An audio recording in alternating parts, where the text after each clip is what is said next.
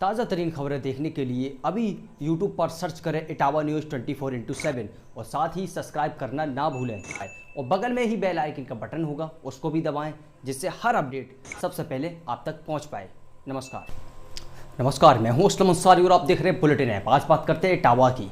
इटावा में टिड्डियों के हमले से किसान की खेती बर्बाद ना हो, इसी को देखते हुए इटावा का प्रशासन पूरी तरीके से अलर्ट दिखाई दे रहा है। आपको बता दें, इटावा जनपद के भरतना विकासखंड क्षेत्र के अंतर्गत कई ग्रामीण क्षेत्रों में टिड्डियों का आतंक देखने को मिला, जिसके बाद मौके पर पहुंचे भरतना के उपजिलाधिकारी इंद्रजीत सिंह द्वारा 5 ब्रिगेड में कीटनाशक दवाइयों का छिड़काव से उन टिड्डियों को मारने का अभियान शुरू किया गया। आपको बता दें, बीती रात को ही तमाम अधिकारी ग्रामीण क्षेत्रों में जायजा लेने पहुंचे, जहां पर टिड्डियों का झुंड दिखाई दिया। उन्हें फायर ब्रिगेड के द्वारा कीटनाशक दवाइयों से नष्ट किया गया। क्या है पूरा मामला, देखिए हमारी स्पेशल रिपोर्ट। नहीं है, केवल फायर ब्रिगेड की गाड़ी रहेगी और जो स्टाफ है कृषि विभाग का जो रसायन की आपूर्ति करेगा, और कोई भी व्यक्ति और संबंधित बाग का मालिक, इसके अलावा कोई भी व्यक्ति यदि बाग के अंदर है तो बाग से बाहर निकलकर रोड पे चला जाए। कोई भी व्यक्ति फायर ब्रिगेड के अलावा और रसायन आपूर्ति के अलावा कोई बाग के अंदर ना रहे। सभी लोग ध्यान दें, बाग के अंदर टिड्डी दल को मारने के लिए छिड़काव प्रारंभ किया जा रहा है। यदि कोई व्यक्ति जिसका फायर ब्रिगेड के अलावा कृषि विभाग के 2 कर्मचारी जिन्हें रसायन आपूर्ति करनी है, इनके अलावा कोई भी व्यक्ति बाग के अंदर न रहे, क्योंकि जो भी इसकी बौछार है उसकी अगर चपेट में आ जाते हैं तो बेहोशी की हालत भी हो सकती है। इसीलिए सब लोग निकलकर बाग से बाहर चले जाएं। सर, ये जो ऑपरेशन चल रहा है टिड्डियों को मारने का, इसमें किस तरीके का रात में ये ऑपरेशन किया जा रहा है? कितनी फायर ब्रिगेड की गाड़ियाँ लगी गई हैं? ये एक हमारा बाग है यहाँ बहारपुर में, जिसमें तकरीबन 100 बीघा में फैला हुआ बाग है आम का, और इसमें 8:30 साढ़े 9 के बजे टिड्डियाँ आके बैठ गई थी।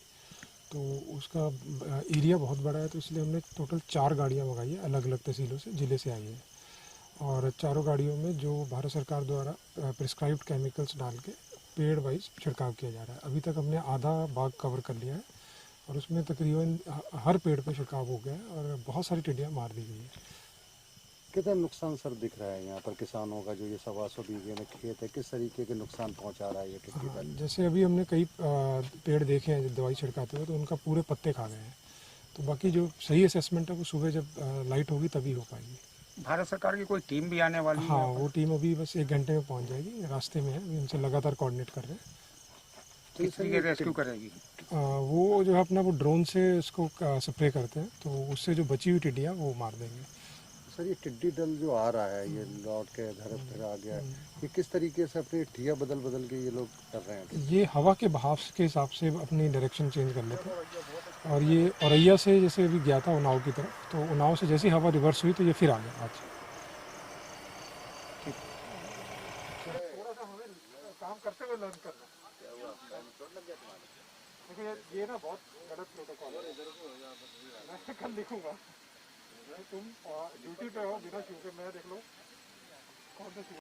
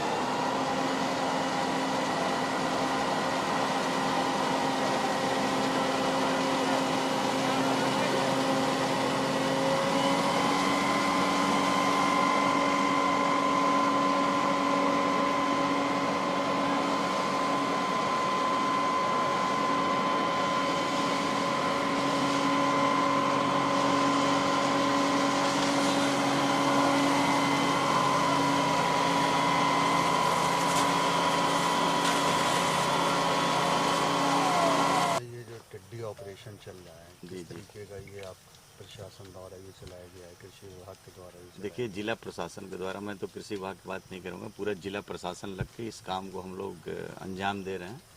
और निश्चित रूप से टिड्डी दल अभी परसों उन्नाव की तरफ गया था, कानपुर नगर कानपुर देहात से होते उन्नाव की तरफ गया था। जैसे हवा का रुख आज चेंज हुआ है, आज हवा के हिसाब के साथ साथ ये आ गई यहाँ पे, तो ये फिर कानपुर नगर कानपुर देहात फिर औरैया से होते हुए और यहाँ करीब 7:30 से 8:30 के बीच में उसका नाइट स्टे होता है। तो जब नाइट स्टे करती तो आज जैसा कि हम लोग आज यहाँ पे देख रहे हैं, आम के बाग हैं और ये 100 से लेकर 125 बीघे का आम का बाग है और उसमें पूरी तरह से ऊपर इसके टॉप पे रुकी हुई है और इसके पत्तियों को खा रही है, बहुत तेज़ी से खा रही है। अगर हम उस पेड़ के नीचे खड़े रहें तो निश्चित रूप से हमें सुनाई पड़ता है कि ऊपर कुछ कट रहा है, पिट रहा है, इस तरह की चीज़ें आ रही है। तो इसमें हम लोग पूरा जिला प्रशासन के द्वारा, और आप देख रहे हैं कि यहाँ पे 4 फायर ब्रिगेड की गाड़ियाँ, एक ट्रैक्टर माउंटेड स्प्रेयर है और दवाएं पर्याप्त मात्रा में। लगभग हम लोग 20,000 लीटर, चारों टैंकर से लगभग 20,000 लीटर दवा का छिड़काव कर चुके हैं।